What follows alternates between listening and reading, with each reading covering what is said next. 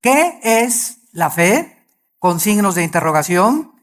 Y vamos a tratar de desarrollar este tema que considero que tal vez es de lo más importante que existe elementalmente en la doctrina cristiana para poder comprender qué es la fe. La diferencia entre creer simplemente o la simpleza de la credulidad y la fe bíblica, que son totalmente opuestos.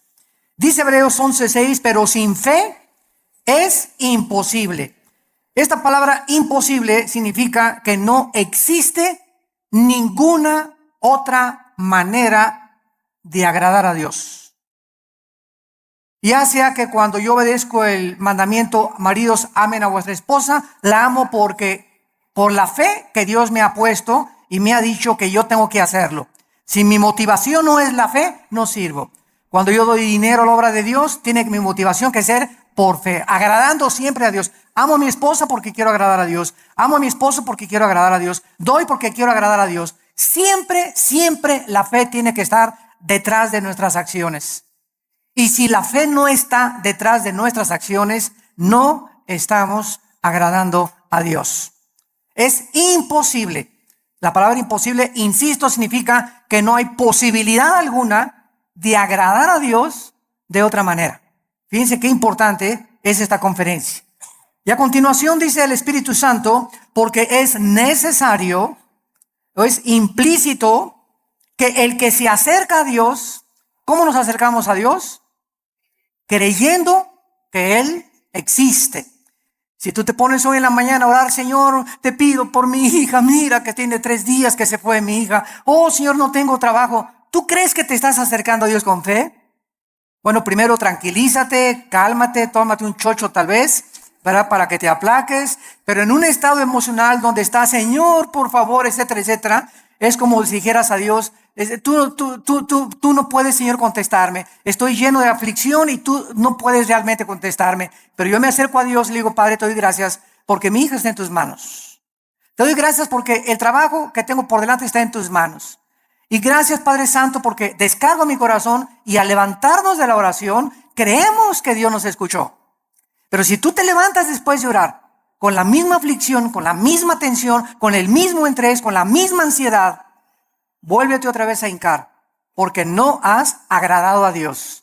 A través de la oración, cuando nos acercamos a Dios, tenemos con nuestra acción, después de estar en la presencia del Rey, creer que realmente Él nos ha escuchado. Y además hay que creer otra cosa, que Él es galardonador.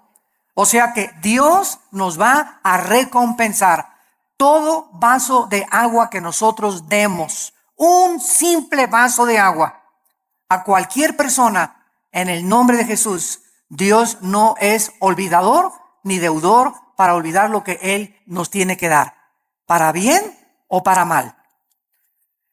Muy bien, vamos pues en el versículo 1 a tratar de encontrar alguna definición que nos ayude a sentar nuestras bases de qué es la fe para comenzar a construir arriba del versículo 1.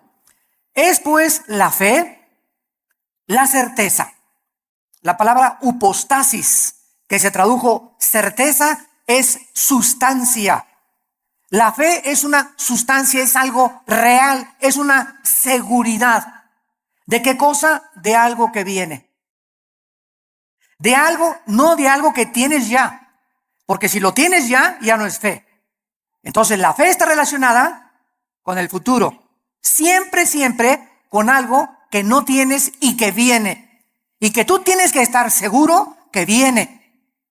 No tengo trabajo ahorita, tengo 3 días sin trabajo, 2 semanas sin trabajo, pero Jehová es mi pastor. Como decía mi esposa hace unos momentos, declaro que soy tu hijo, que nada me faltará, yo voy a mantener mi paz, mi hijo se fue, mi hija se fue, no tengo trabajo, pero yo tengo la seguridad, la certeza que aunque no lo tengo ahorita, aunque no veo ahorita a mi hija que se componga, ni mi hijo que se componga, y aunque no veo ahorita prospectos del trabajo, lo creo, lo tengo seguro, porque tú lo has dicho, no he visto justo desamparado a su descendencia que mendigue el pan.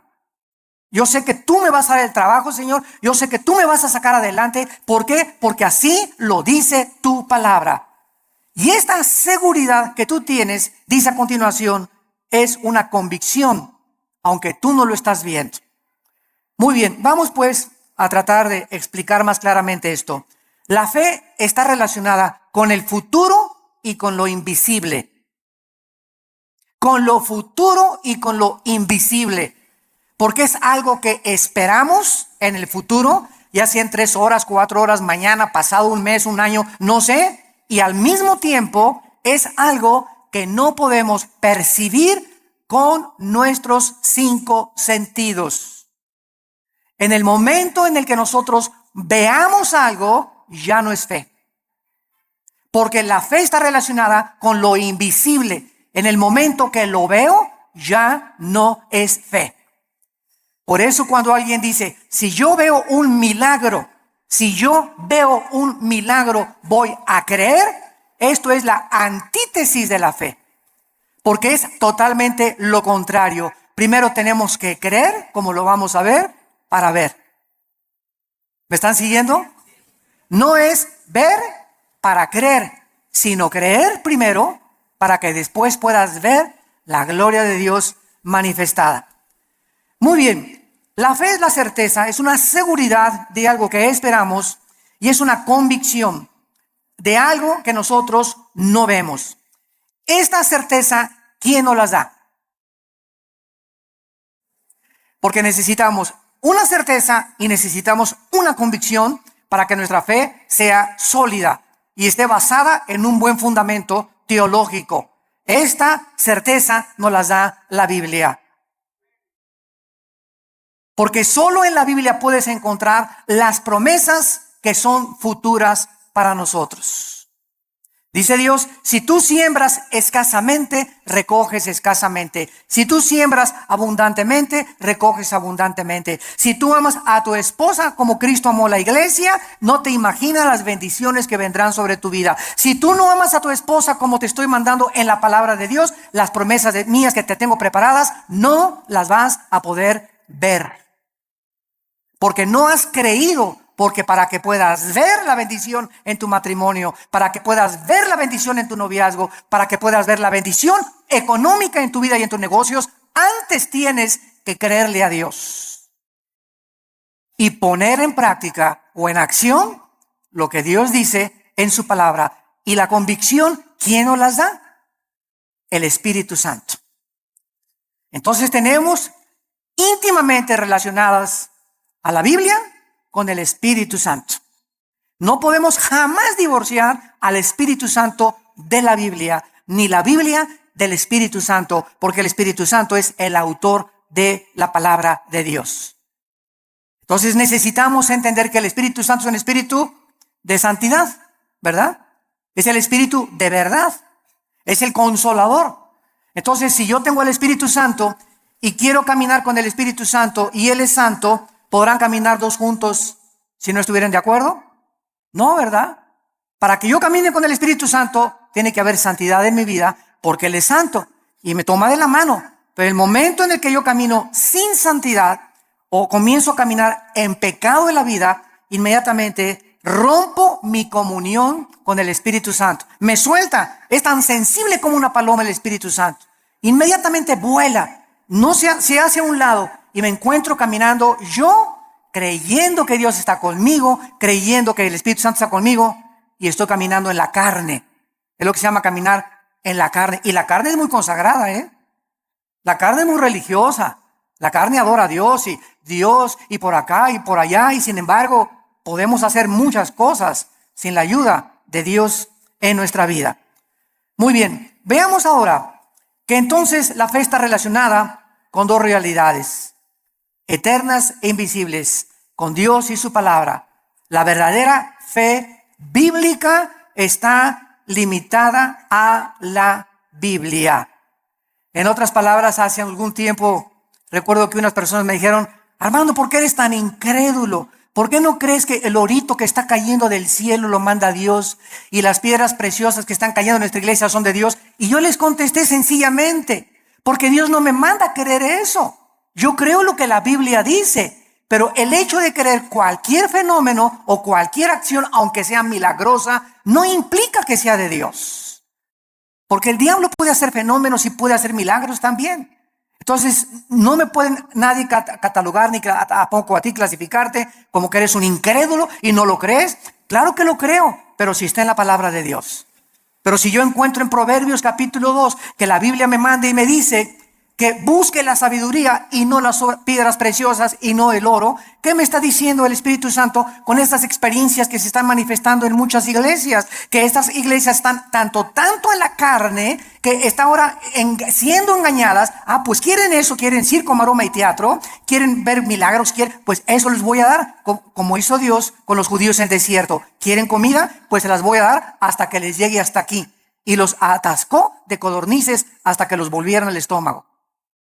Este es un juicio de Dios.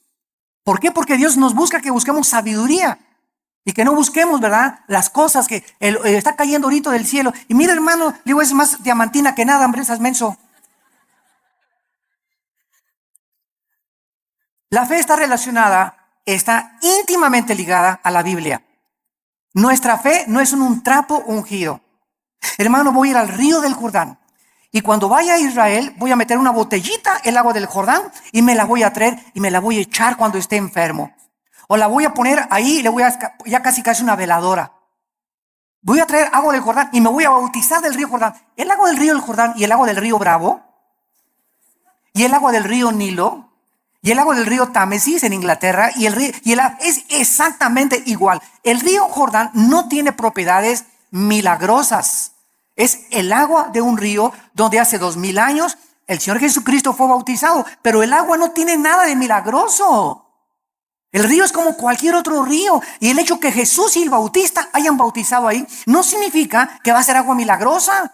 Estamos retrocediendo otra vez a Roma, a la agua bendita. Antes entraba a la iglesia y le metía la mano y me hacía por mí agua bendita, porque le hicieron así. Y le atribuyen propiedades milagrosas. Esto se llama hechicería. Esto es vulgar hechicería. Atribuirle a un objeto, a agua, trapitos o cualquier cosa, poderes milagrosos. Esto es hechicería. Los brujos usan cosas y collares y amuletos, talismanes, patas de conejo. Todo eso está relacionado con el mundo del ocultismo, no con la Biblia. Y les hablo tan claro como el azul del cielo hoy en la mañana, sin tapujos y derecho y a la yugular. Ya no podemos andar con rodeos. Ya no podemos andar diciendo que tenemos que hablar al pan pan y al vino vino. Tú tienes que entender ya claramente qué es la fe. Y ya no estar poniendo un objeto como hace algún tiempo. Me vende un trapito y ahí va la gente y compra el trapito ungido. O te mando este anillo que lo compré en Jerusalén. O este collar que tiene propiedades y porque este predicador en tal parte lo anunció. Y van y lo compran y se lo cuelgan y le atribuyen propiedades milagrosas. O ponen el trapito debajo de la almohada y se les va a quitar el dolor de cabeza. O va a traer que la maldición se va a ir de su casa. Todo eso está relacionado con el mundo de la hechicería. Eso ya no es fe. Y esa hechicería está entrando a las iglesias cristianas. ¿Por qué? Bueno, hace 2000 años en la iglesia de Gálatas, en Gálatas 5, versículo 1, el apóstol Pablo, si alguien no lo cree, les dice a los Gálatas, ¿quién los fascinó para no oír la verdad? Y esa palabra fascinar en el griego es hechizar. La iglesia de Galacia estaba hechizada, estaba controlada por demonios que habían entrado en falsos maestros y pastores que esta iglesia tenía y que les estaba enseñando a los cristianos. Es que no es suficiente la muerte de Cristo, necesitas circuncidarte, no necesitas poner árbol de Navidad, no necesitas hacer estas cosas, necesitas ahora agregarle a la obra de la cruz algo extra. Cuando la Biblia dice que cuando Cristo murió en la cruz del Calvario, se finí, caput, se acabó. Consumado es, no hay nada que agregarle a la muerte de Cristo para el perdón que hemos recibido. Tratar de, después de la gracia de Dios, decir que necesitamos hacer ciertas cosas para completar la obra de Cristo, estamos llamándole que fue incompleta la muerte de Cristo. Y esto es una herejía. Hace algún tiempo, bueno, más bien no algún tiempo, hace algunos días, Me entrevistaron en un programa de televisión. Y una de las preguntas que siempre me hacen en Colombia, en Guatemala, donde quiera que voy es, ¿qué se pierde la salvación? Siempre me preguntan esa pregunta.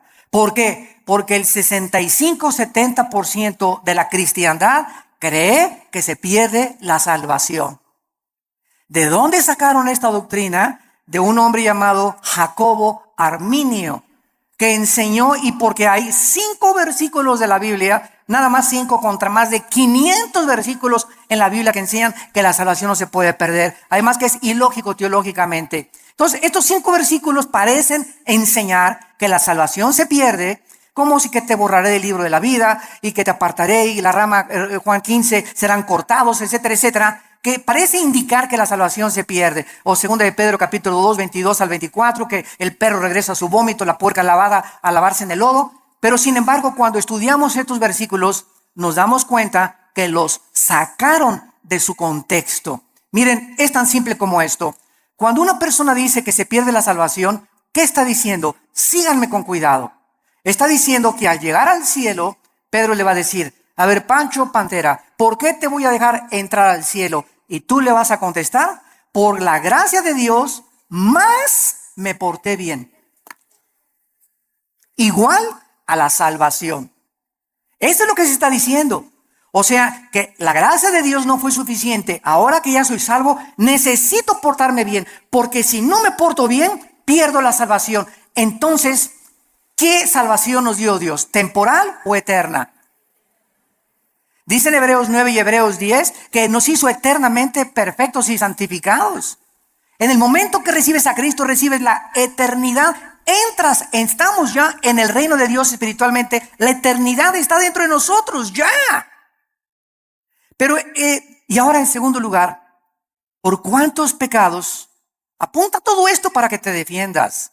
¿Por cuántos pecados murió Cristo en la cruz? ¿Por los pasados, por los presentes o por los futuros? Por los pasados, los presentes y los futuros. Entonces, si existe un pecado que diga que nos hace perder la salvación, Cristo tendría que volver a morir. Cristo tendría que volver a pagar por ese pecado que te hizo perder la salvación. Porque la muerte de Cristo solamente te perdonó los pasados, pero los que tú cometas, tú eres responsable. Y si hay alguno que cometas, entonces Cristo tiene que volver a morir. Y entonces ya Cristo no murió por los pecados pasados, presentes y futuros, sino solamente por los pasados. Porque los que estás cometiendo, tendría Cristo que estar muriendo muchas veces para estar pagando por ellos. Ahora, si tú cometiste un pecado que te hace perder la salvación, la pregunta de los 64,000 pesos es, ¿cuál es, Pancho? ¿Qué pecado nos hace perder la salvación? Dice 1 de Juan, la sangre de Cristo nos limpia solo de algunos. Eso dice, ni el homosexualismo, ni el divorcio, ni el transexualismo, ni el robo, ni el crimen, ni el asesinato, ninguno de estos pecados es el pecado imperdonable. Ninguno de estos pecados es la blasfemia contra el Espíritu Santo. El único pecado que no tiene perdón, no lo pueden cometer los cristianos, solo los no cristianos, que es la blasfemia contra el Espíritu, rechazar la gracia de Dios, Hechos 7, 51 y 52, que es el pecado que cometieron los fariseos. Que después de oír al Hijo de Dios, después de oír la predicación de la palabra, no te quiero, no te quiero, no te quiero. Pero un cristiano, 1 Corintios 12, 2, no puede por el Espíritu ni siquiera blasfemar o maldecir al Espíritu Santo. Antes de ser cristianos, todos blasfemamos el nombre de Dios.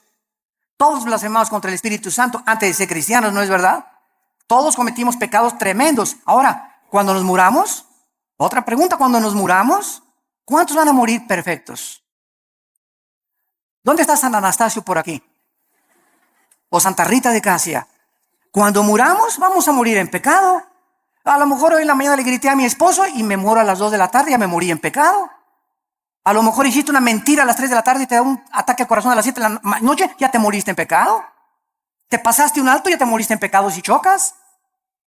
Todos nos vamos a morir con algún cierto de pecado, pero esos pecados ya fueron puestos en la cruz del Calvario. Entonces tendríamos que ir al purgatorio para pagar por esos pecados con los que morimos y no los pudimos confesar. Todo esto es absurdo y irracional teológicamente. Y podemos continuar así con los pactos, con la gracia. ¿Qué es la gracia, no?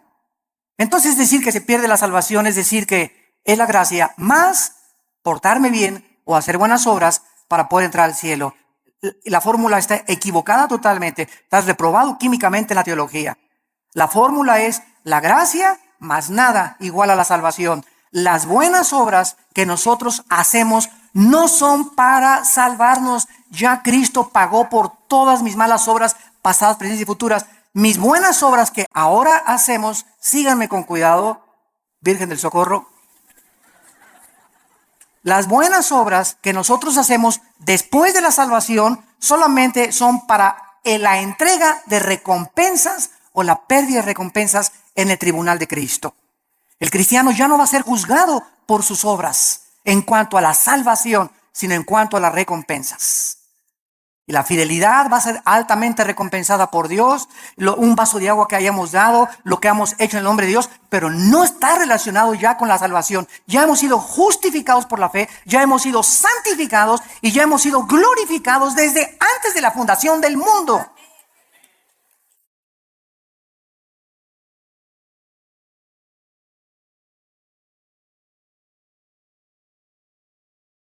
Tenemos que desenterrar otra vez la doctrina de la salvación en el siglo XXI y volverla a enseñar. Claramente, porque el pueblo de Dios, en los errores en que está cayendo, es por no tener bases teológicas firmes, doctrinales, de una doctrina elemental como la gracia y la salvación. Y por todos lados, porque todo el mundo lo cree, yo también lo creo. Demuéstramelo con la Biblia. Y lo voy a creer entonces. Pero no voy a creer que porque todos creen que se pierde la salvación, yo voy a creer que se pierde la salvación. Yo te lo demuestro y se los dije en la televisión, tenemos el debate con el que quiera y se lo demostramos, ¿verdad? Que es absurdo seguir creyendo que se pierde la salvación. Ahora muchos dicen, bueno, como ya no pierdo la salvación, me voy a portar ahora sí, vuelo a la hilacha, ¿verdad? Bueno, dice Gálatas 5:10 que fuimos llamados a libertad, solamente que no usemos la libertad como ocasión para la carne. La persona que dice eso, con que no puedo perder la salvación, puedo hacer lo que quiera, no es salvo. No es salvo. Porque si tienes al Espíritu Santo, no vas a tratar de aprovecharte y tomar la gracia de Dios como una licencia para pecar. Esto demostraría, Romanos 6, que pues pecaremos para que la gracia de Dios abunde de ninguna manera, porque los que hemos muerto con Cristo, ¿cómo vamos otra vez a pecar? O a tratar de pecar voluntariamente. Ya demostraría que ni siquiera tenemos la salvación. Bueno, esto es importante en relación con la fe. Y vamos a ver ahora algunos ejemplos de la fe en algunos versículos en el Antiguo y en el Nuevo Testamento. Vamos a ver en primer lugar el Salmo 27, para que veamos cómo operó la fe en el Antiguo Testamento y tengamos bases más profundas acerca de nuestra fe. Vuelvo a repetir, la fe está relacionada con el futuro y con lo invisible. La antítesis de la fe sería ver, porque caminamos por fe, no por vista. La vista queda excluida de la fe. Y si camino por vista, está excluida la fe. Una de otra están excluidas. No pueden ser las dos verdad. O camino por fe sin ver, o veo y ya no camino por fe. ¿Está claro? Es muy importante aceptar este concepto. Si caminamos por vista, ya no necesito la fe. Si camino por fe, no necesito la vista. Cada una excluye, insisto, la otra. Esto es contrario a lo que el mundo dice. Ver para creer. Esa es la filosofía del mundo. Esa es la dimensión en la que el mundo se mueve. Nosotros hemos entrado a otra dimensión totalmente que dice lo contrario, que necesito primero creer para poder ver. Dice el Salmo 27, versículo 13, cuando David se encontraba afligido, perseguido por Saúl, sin trabajo, escondido en una cueva, criticado, sus hijos de David se volvieron contra él. Bueno, el pobre David, ¿verdad?, tenía todo tipo de tribulaciones iguales a las que tenemos muchos de nosotros. Y David nos manifiesta y nos exhibe una verdad preciosa. Y dice el Salmo 27:13, hubiera yo desmayado, me hubiera tirado la toalla, me hubiera yo desalentado, ya hubiera querido ya ni siquiera ser cristiano, ya ni siquiera quería ir a la iglesia, ya estaba harto. Si yo hubiera mantenido esta actitud mental, hubiera yo desmayado. Me hubiera tirado ya al suelo, ya no quiero ni siquiera vivir. Estoy harto de todo, de mis papás, de la iglesia, de esto, del gobierno. Y sobran cosas que nos pueden llegar a pensar esto. A menos que, repito, seas San Anselmo. Pero todo cristiano llegamos a estar, ¿verdad? Hasta, decimos vulgarmente en México, hasta el gorro. ¿No te has sentido así? No levante la mano. Porque estoy seguro que todos la levantaríamos. Si no has experimentado esto, lo vas a experimentar cuando estés casado, o cuando no estés, o cuando nazcan los hijos, o cuando nazcan los nietos, pero todos, hay muchas épocas en la vida en la que nos llegamos a sentir tan oprimidos por los problemas que ya no quisiéramos ni siquiera vivir. ¿Quiénes son los suicidas? Las personas que se les ha cerrado totalmente el mundo, se han sentido sin ninguna ventana, sin ninguna luz, sin ninguna esperanza, sin ninguna solución más que dejar de vivir. Escaparse por una puerta falsa. Y dice David que él había llegado a esa situación. Y entonces encontramos lo que lo salvó: si no creyera. Si no creyera, ¿qué veré? Primero, ¿qué cosa? Creyó. Y después venía la vista. Si yo no hubiera creído que voy a salir de esta situación y que Dios me va a mandar otro esposo, otro novio, que viene el trabajo, si yo no hubiera creído en las promesas de Dios, ya desde cuándo me hubiera aventado desde el puente hasta abajo. ¿Qué es lo que nos sostiene? Creer lo que Dios nos ha dicho. Esa es la fe, lo que nos ha dicho en su palabra. ¿Hubiera yo desmayado si no creyese? Y dice 1 Pedro 1:5 que somos guardados por el poder de Dios mediante la fe. En otras palabras, cuando nos encontremos así, y créame que muchas veces al mes yo llego así en la noche, en la mañana cuando me levanto, con el Señor, cansado, ¿verdad? Con problemas, presiones emocionales, el mundo, el petróleo, la caída del dólar, problemas aquí, problemas allá, familiares. Bueno, sobran cosas para desalentarnos en la vida, sobran cosas para amargarnos, sobran cosas para desilusionarnos. Entonces ahí es cuando, en lugar de que te desmayes y te rindas y digas, tiro la toalla, me bajo del caballo, ya no quiero, andamos así con el caballo, cayéndonos del caballo. En ese momento recuerdo, oh Señor, tú eres poderoso, tú eres grande, soberano, y comienzas a sentir otra vez en el caballo y agarras las riendas. Señor, aunque no lo vea, y aunque vea todo que se está cayendo y no vea soluciones y vea el cuadro oscuro a mi alrededor, oh Dios, yo sé que tal vez hoy en la tarde o mañana veré tu bondad. Me vas a sacar del pozo de la desesperación, me vas a pintar un nuevo futuro, vas a solucionar mis problemas, y por eso sigo en mi caballo y rajámonos pinto, échele velocidad y vamos adelante. No te me rajes, México lindo y querido.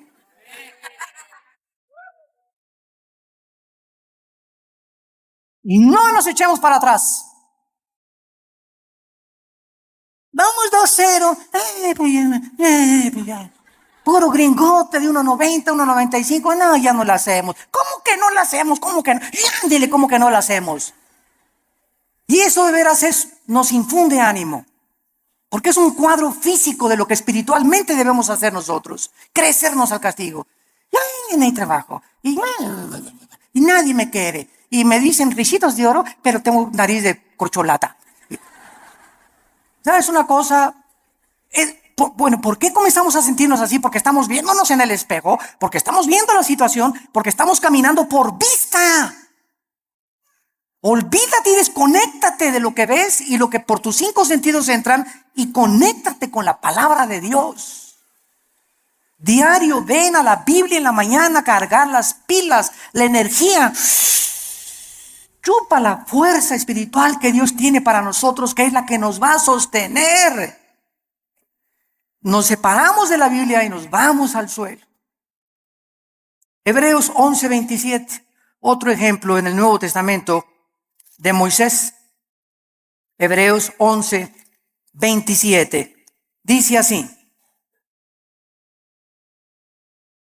por la fe, por creer lo que Dios había dicho. Porque la fe nunca la desconectemos de la Biblia. Por creer lo que Dios ya había revelado en su palabra en el Antiguo Testamento, Moisés dejó Egipto. Si él hubiera sido guiado por sus emociones, vean ustedes, el temor, que es el más grande enemigo de la fe. El temor. El temor es la antítesis de la fe, es lo opuesto de la fe. Si Moisés hubiera dicho, el rey, si me voy me va a mandar los soldados, me mata, me corta la cabeza, él es el emperador de Egipto. Pero Moisés no vio al emperador de Egipto, no el temor que comenzó a meterse, porque el temor así entra como la termita, ¿verdad? Y nos comenzamos a sentir así que, y el temor, y comenzamos hasta a sudar frío, y comenzamos a temblar por el temor, y saldrá esto, y saldrá de la operación mi abuelita, y podremos, y dejamos que nos domine esta emoción, comenzamos a alejarnos de Dios. Y comenzamos a perder el poder de Dios que está viviendo por fe.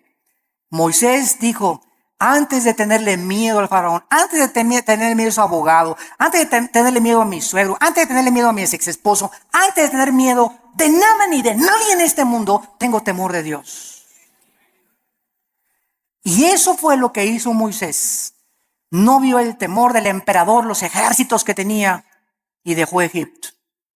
No fue gobernado por el temor, sino creyó lo que Dios le había dicho y venció sus emociones. Porque se sostuvo como viendo físicamente a Dios. ¿Eso dice? Este está en 3 Pancho 3:1. Porque se sostuvo viendo algo que no se veían con sus ojos, ni se experimentaba empíricamente con sus 5 sentidos. Se sostuvo por algo que nadie podía ver, pero él sí podía ver, y podemos ver los cristianos, que es a Dios. Viendo el invisible. ¿Con qué ojos lo vemos? Con los ojos de la fe. Es un par de ojos que el Espíritu Santo nos ha entregado que el mundo no tiene. Vemos no lo que vemos, vemos las cosas que no se ven, porque las que no se ven son más reales que las que se ven. Esto fue lo que hizo que Moisés se pudiera sostener. La fe nos capacita para ver lo que el mundo no puede ver. No hay trabajo, no hay esto, no hay aquello. El mundo, terremotos, se cae. Ahora que fue el terremoto de Japón, no sé si vieron ustedes un video de los muchos que han pasado, que primero el terremoto, el tsunami y el puntillazo, la fuga de gas radioactivo. Y pasaron a una japonesita que era cristiana, como de 80 años de edad. Y está la japonesita en el video caminando y dice, aquí estaba mi casa.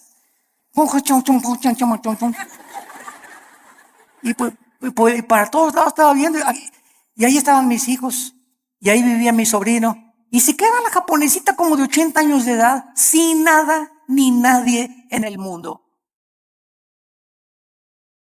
Ni una cobija donde acostarse. Y se hace así las cabezas y dice, pero tú me seguirás sosteniendo. Bueno, las lágrimas comenzaron a caer de mis ojos. Pero fue así una cosa, ¿verdad? Para poner una película. Ahí estaba mi familia, ahí estaban mis papás, ahí estaban mis hijos, mis nietos, aquí estaba mi casa. No hay nada. Imagínate, de la noche a la mañana quedarte sin familia, ni vecinos, ni papá, ni mamá, ni nada.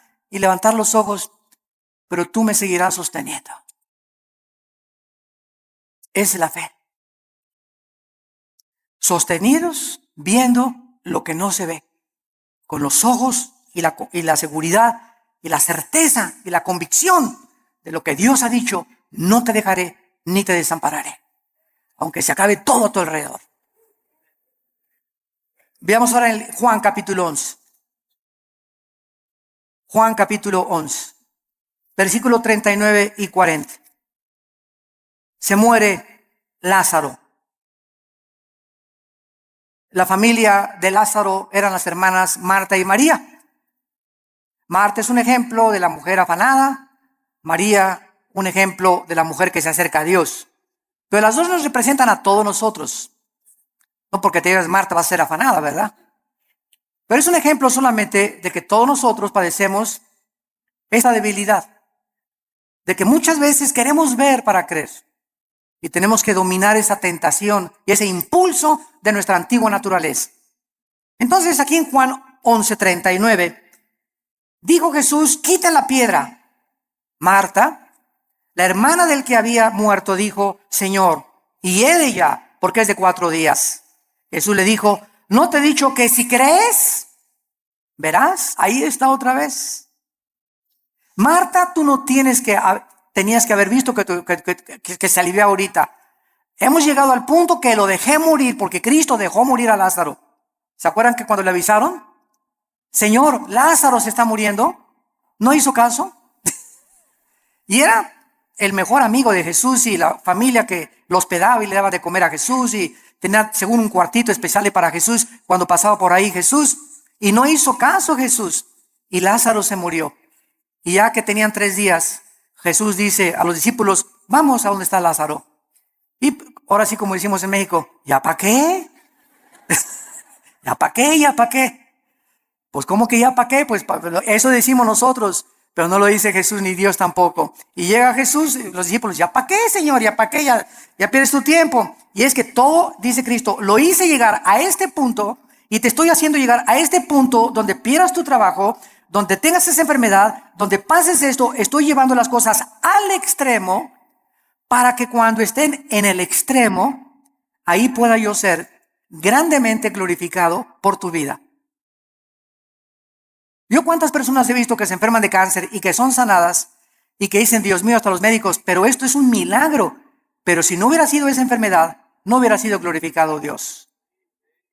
Si no hubieras perdido tu trabajo y un trabajo te viene milagrosamente, ¿cómo podrías decir, Señor, solo tú pudiste haberme dado este trabajo? Fue un milagro. Así como ya la selección mexicana fue un milagro que ganara. Pero aquí no se mete, ¿verdad? La fe. O sea, 2-0 decimos ya, al 2-0, yo ya iba a pagar la televisión.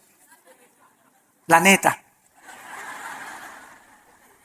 Dije, ya, otra goliza. ¿Cómo nos vamos a levantar de un 2-0 con estos gigantones de gringos, verdad? Y cuando viene y te das cuenta, ¿no? Que, caray, lo que no parece, se puede convertir en una realidad. Entonces muchas veces Dios deja que lleguemos a ese 2-0 y que parezca que todo está perdido. No está perdido. Porque Él es Dios y Él es alguien que ha dicho, no te dejaré, desampararé, estaré todos los días contigo hasta el fin del mundo. Podemos, aunque perdiere mi padre y mi madre, con todo Jehová no me dejará. Porque Él es nuestro sostén. Y le dice Cristo a Marta, si tú crees, vas a ver la gloria de Dios. Tenemos que ver espiritualmente para poder creer. La gloria no puede venir hasta que no creamos. Por ejemplo, en el área económica, en el área matrimonial, en el área de relaciones sociales, en el área de nuestras amistades, en todo esto se cumple primero creer para ver. Dios le dice a los maridos, amen a su esposa. Tú amas a tu esposa sacrificialmente y comienzas a quitar todas las imágenes de otras mujeres de tu vida, etcétera, etcétera, y ve Dios tu fidelidad mental y espiritual, porque los pensamientos no le engañan a Dios. ¿Qué hace Dios cuando un hijo está haciendo lo que la Biblia dice? Porque quieres agradar a Dios, te bendice. No te imaginas cómo te bendice. Señor, pero que tú ya tienes 20 kilos de más, Señor. ¿Cómo tú? ¿No puedes cambiar una llanta vieja por una nueva? Como dicen en Guanajuato, ¿verdad? Y sabes una cosa, que cuando estamos casados no es solamente la pasión. La pasión dura la luna de miel 3 o 4 días y dura también en el triunfo del amor. Pero todas esas pasiones que tú ves y esos enganches que se dan esas cosas no duran. Y claro que nos seguimos besando y todo, ¿verdad? Pero entonces ya entras al matrimonio y entras a un nivel donde no solamente es pura pasión, hay problemas y bajadas y comienzas a entrar a una madurez donde maduras con tu esposa y te das cuenta que es una relación que tiene que durar toda la vida hasta que la muerte nos separe, porque está basada en un cordón de 3 dobleces, que es Jesucristo. Entonces ya no está basada tanto en el físico como en una relación espiritual, porque los matrimonios que duran son los matrimonios que los dos son discípulos de Cristo. Cuando dos caminan hacia Dios, es como un triángulo. Dios está en la punta del triángulo y aquí está el hombre y la mujer. Cuando el hombre y la mujer caminan los dos siguiendo a Cristo, cada vez están más cerca el uno con el otro, porque más cerca están de Dios. Y ya podemos vencer esas cosas de cámbiame, la verdad. O es que no vas a tener Miss México toda tu vida. ¿Qué querías, verdad? ¿Que tu esposa te durara así? Tiene que dar a los 50 años tu esposa, a los 60 años tu esposa, el cuerpo se deforma, igual él tiene panza de Santa Claus ya también, ¿verdad? Pero nos seguimos queriendo.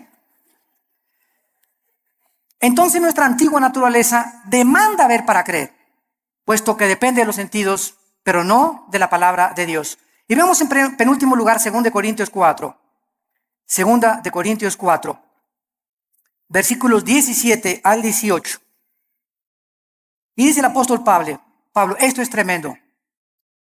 Estamos tratando de encontrar la fe en el Antiguo y en el Nuevo Testamento en algunos pocos versículos. 2 Corintios 4, 16 y 17 al 18. Por tanto, otra vez dice Pablo, no desmayamos. Qué peligroso es darnos por vencidos. Qué peligroso es tirar la toalla en la vida cristiana. Qué peligroso es desesperarnos. Qué peligrosísimo es desanimarnos. Qué peligroso es. Porque cuando un cristiano es animado, para que, se te viene una horda de demonios que van a agravar tu situación. Se va a convertir en una cosa crónica en tu mente. Vas a comenzar a sufrir unas depresiones. Las personas que sufren de depresión continua, todos somos deprimidos de vez en cuando. Pero cuando somos deprimidos ya 3, 4, 5 días deprimido, estás bajo ataque del maligno. Porque el fruto del Espíritu es paz, gozo y amor. ¿Por qué has llegado a esa situación que estás así? Que ni te toquen porque brincas, porque tienes una semana, 2, 3 semanas que te soltaste la palabra. Y comienzas a desmayar porque no estás aferrado a la palabra de vida. Por tanto, no desmayamos, dice el apóstol Pablo. Antes, aunque nuestro cuerpo exterior se va desgastando, el interior, no obstante, se renueva de día en día. ¿Saben ustedes que lo peor que existe para una persona es verse en el espejo? Bueno, claro que tenemos que peinarnos, ¿verdad? Y rasurarnos, etcétera, etcétera. Pero cuando ves, ya tengo 50 años, ya. No, ya tengo 70, ya para qué, ya voy de salida. ¿Cómo que vas de salida a los 70 años? Ya tengo 80, ya voy de salida, ya para qué. ¿Cómo que vas de 80? A los 80 años Moisés fue llamado por Dios. A los 80 años Caleb le dijo a Josué, dame más montañas para conquistar. Cuando comenzamos a vernos físicamente, no, pues es que dice que a los 60, a los 70 se deteriora el cuerpo. Eso dice la ciencia, pero dice uno de los salmos que cuando nosotros confiamos en Dios, seremos fructíferos como las palmeras, tendremos fuerzas como las del búfalo y creceremos como los cedros del Líbano para continuar anunciando la justicia de Dios. ¡Qué viejo ni qué viejo! Dejemos que nuestro cuerpo se siga desgastando. Yo les he hablado tantas veces de nuestra abuela materna que murió hace algún tiempo, de 97 años de edad. Mi abuelita 97 años ya no usaba bastón. Nunca se convirtió a los casi 80 años de edad, después de haber sido 30 años presidenta de la Acción Católica de México. A los 80 años de edad, vivió todavía 17 años más a los 97 en sus 5 sentidos. Y se levantaba a las 7 de la mañana, se emperifollaba y se ponía su loción Sanborns, se cubría todo, ¿verdad? Y caminaba, era la loción famosa en aquel tiempo, ¿verdad? Y la más barata también. Y estaba a los estudios y la llevaba a los estudios en la mañana y en la tarde. ¿Ahora dónde vamos, hijito? Me decía a las 5 o 6 de la tarde del domingo. Le digo, abuelita, tú a tu casa y yo a la mía, le decía. Porque todavía se quería, traía cuerda a los 95, 96 años, traía cuerda todavía. Porque, a ver, y vamos a ver una película mejor de Walt Disney, ¿no? Y llévame a cenar. Abuelita, que me desgastas, abuelita, me dio más de 50 años de edad. Pero ¿qué era lo que la sostenía ella? Y que era nunca, siempre el gozo, siempre contenta, ¿verdad? Regañando a todos y por aquí y por allá. Se parece mucho a mi mamá, ahorita ustedes la conocen a la generala y mamá, ¿verdad? Sobre todo los que van al Liti, pero es esa energía que necesitamos tener. Y no estar, ya tengo, cacle.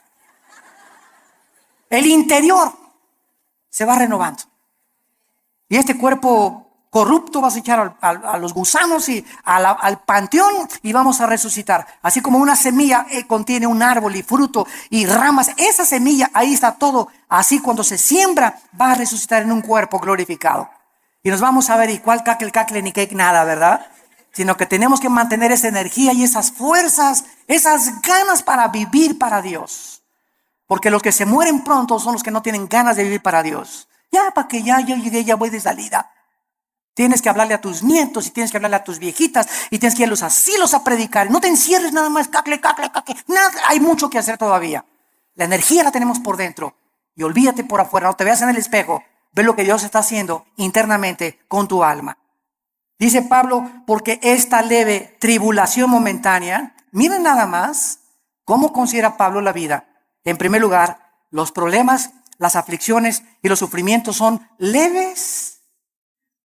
Dice Pablo, es como si un mosquito me hubiera picado. Todo lo que he sufrido, las pedradas, la persecución, me arrastraron, mis hijos me dejaron, a mi esposa las violaron, fui castigado por Dios, David y Pablo, todo lo que sufrió y lo encerraron en la cárcel, todo ha sido leve y además temporal, momentáneo, porque Pablo no veía y como un perro,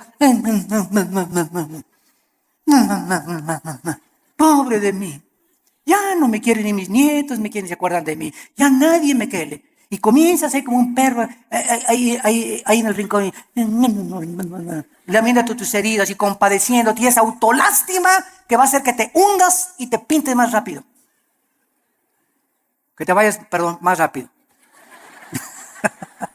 A veces me olvida que no estoy con los jóvenes. Es leve y es temporal. Produce en nosotros un cada vez más excelente peso y eterna gloria. No mirando las cosas que se ven. No mirando las cosas que se ven. Ahí está otra vez la fe. Si miran las cosas que se ven, nos desmayamos, nos desanimamos, nos hundimos. Miremos las promesas de Dios, sino las que no se ven. Porque las que se ven son temporales. Pero las que no se ven son eternas. Gracias por tu palabra, Señor. Señor, gracias por alimentarnos, edificarnos, animarnos con tu palabra. Gracias por aclararnos tantos conceptos que están siendo atacados, estamos siendo invadidos por doctrinas extrañas que se han acabado aceptando como si fueran la verdad. Regresemos a la Biblia. Volvamos otra vez a abrir las páginas santas de la Biblia, para que el Espíritu Santo alumbre nuestro entendimiento y podamos ver la gloria de Dios en la faz de su Hijo Jesucristo. Gracias porque sin esta fe, sin creer en lo que tú nos has dicho, no existe ninguna otra manera en que te podamos agradar. Porque así tú, Señor, lo has determinado. En esta mañana muchos de ustedes que nos ven a través de la televisión y aquí presentes, tal vez eran crédulos. Y tú le llamabas fe a lo que te habían enseñado en tu familia o en tu religión, sin saber en qué estaba basada lo que te habían enseñado. Pero la fe requiere de conocimiento, porque necesitamos conocer, porque viene por el oír y el oír por la palabra, para que tenga una fe que salve tu alma. Ven a Cristo en esta mañana. Entrégale tu vida diciéndole estas palabras. Señor, te doy gracias porque creo en la cruz tu Hijo Jesús murió en mi lugar. Que a los 3 días Él no se quedó en la tumba, tú lo levantaste de entre los muertos, dándome la garantía que yo también volveré a vivir juntamente con Él. Señor Jesucristo, te pido que entres a mi vida. Me arrepiento de mis pecados. Lávame con tu sangre preciosa. Sé para mí mi Señor ahora y mi Salvador, porque quiero ahora ya no vivir conforme a lo que veo con mis ojos físicos, sino con los ojos espirituales que en este momento me estás trasplantando tú para poder ver tu gloria en tu palabra. En el nombre de Jesús. Amén. Gracias a Dios por su palabra. Gracias a Dios por la Biblia.